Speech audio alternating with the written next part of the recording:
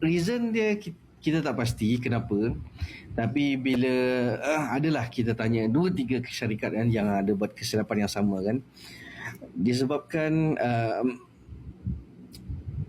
dia tak baca secara terperinci dia melalui sistem tu. Sebab kalau kita tengok sistem tu kan, dia bila kita login sistem MySST tu untuk isi kita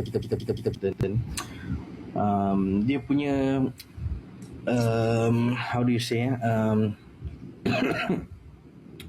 dia punya layout tu tak sama dengan apa yang kita boleh print daripada website MySST. Apa yang kita boleh print dalam website MySST ni adalah yang penyata SSTO2 yang dah ready untuk submission to custom. Tapi yang kita isi tu, dia layout dia lain.